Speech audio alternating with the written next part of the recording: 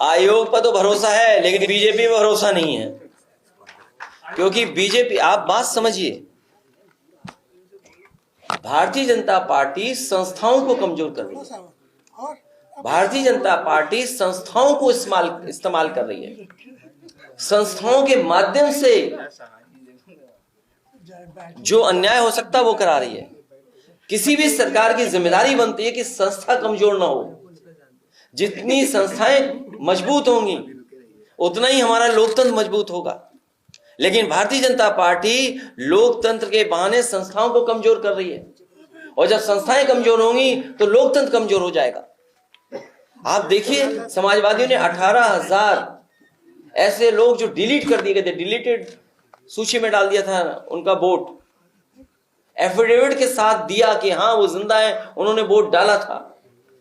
Election commission ने एक भी आरोप पे कार्रवाई नहीं की, एक भी चुनाव में जो अधिकारी जिम्मेदार होते हैं उन पे कार्रवाई नहीं की। और बहुत सारे ऐसे अधिकारी हैं जिनकी सूची पार्टी समय समय पे दे रही है। केवल एक अधिकारी के हटने से कोई परिवर्तन नहीं आएगा। उस अधिकारी ने या उस सरकार के माध्यम से जो अधिकारी वर्षों से बैठे हैं, जो चुनाव में धांधली करने के लिए बैठे हैं, जिन्होंने अभी अभी जो चुनाव हुआ था मेयर का, टाउन एरिया का, नगर निकाय के चुनाव में धांधली की थी, वो लोग अभी भी जमे हुए हैं कई जगह पर। उन्हें प्रैक्टिस हो गई है कि कैसे बेईमानी करनी है, उन्हें प्रैक्टिस है कैसे दबाव बनाना है। इसीलिए मैंने कहा कि संस्था कमजोर होगी तो लोकतंत्र कमजोर होगा। पेपर लीक के माध्यम से जिन नौजवानों का भविष्य अंधकार में चला गया, ऐसे 60 लाख लोग हैं नौजवान। अगर 60 लाख बच्चों का ही हम भविष्य की चिंता करें और यही इनके परिवार अगर इनके खिलाफ हो गए, तो भारतीय जनता पार्टी का उत्तर प्रदेश से सफाया हो जाएगा। उत्तर प्रदेश से हटने का मतलब देश से हटने का काम होगा। 60 लाख बच्चों की अगर परिवार के 2 सदस्यों को ही जोड़ लें, माँ बाप को, 3 गुना 60 लाख, 1 करोड़ 80 लाख, और 1 करोड़ 80 लाख का अगर हम भाग देते 80 लोकसभा से, तो हर लोकसभा में भारतीय जनता पार्टी का 2,25,000 वोट कम हुआ है। सोचिए, अगर यही नौजवान और उनके परिवार के सदस्य भारतीय जनता पार्टी के खिलाफ खड़े हो जाएंगे तो उत्तर प्रदेश से भारतीय जनता पार्टी का सफाया होना निश्चित है। इस काम को आगे बढ़ाने का काम समाजवादी लोग करेंगे। और जो चंदा के नाम पे वसूली हुई है, अब तो साफ हो गया है। ईडी, सीबीआई, इनकम टैक्स भेजिए, बाद में पैकेज ले लीजिए, ईडी, सीबीआई, इनकम टैक्स घर वापस चली जाएगी। अब तो अखबारों ने भी लिख दिया, सूची लिख दी कि किसके यहाँ कब ईडी सीबीआई पहुंची, पैसा मिल गया, चंदा मिल गया, और वो जांच खत्म हो गई।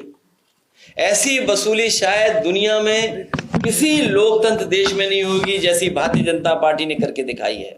इसका जवाब भारतीय जनता पार्टी के पास नहीं है।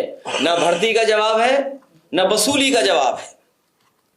ये जो नौकरियां खोई हैं नौजवानों ने, जो रोजगार खोए हैं नौजवानों ने, जो व्यापार खत्म हो गया, हम उससे सहमत हैं टेक्नोलॉजी से, लेकिन कारोबारियों का कारोबार छिन जाए, भविष्य क्या होगा 10 साल बाद, हमें उस बात की चिंता करनी है। हमें ऑनलाइन, डिजिटल, इससे कोई शिकायत नहीं है, लेकिन हमारे छोटे कारोबारी का खत्म हो जाए, सब खत्म हो जाए। आप बड़े बड़े उद्योगपतियों का तो पैसा माफ कर रहे हैं, 15 लाख करोड़ रुपए माफ किया आपने, लेकिन अगर हमारा छोटा व्यापारी, छोटा कारोबारी अगर 10 लाख का भी लोन लेना चाहे तो क्या फ्री इंटरेस्ट के साथ है क्या? बिना कर्ज के साथ है क्या कोई? आप 15 लाख करोड़ तो माफ कर रहे हैं, लेकिन छोटे कारोबारियों के लिए क्या सुविधा है आपके पास?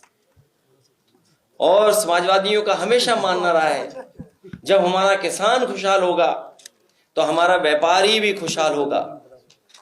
समाजवादी लोग उसी दिशा में काम कर करके अपने किसान को खुशहाल करेंगे और व्यापारियों को सुरक्षा और सम्मान दिलाने का काम समाजवादी लोग करेंगे। चुनाव में जो फैसला होगा,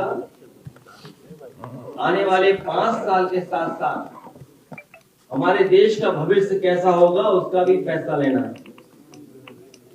जहां दिल्ली की सरकार, उत्तर प्रदेश की सरकार लगातार बड़े बड़े सपने दिखा रही है,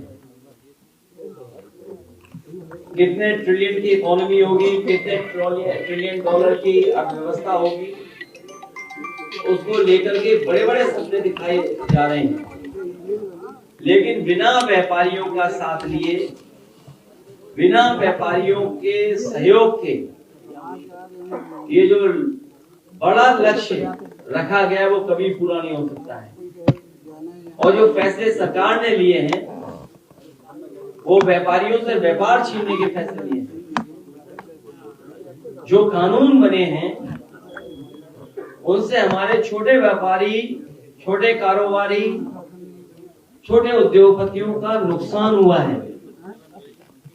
नोटबंदी, जीएसटी और जिस तरीके से सरकार ने दबाव बनाया है,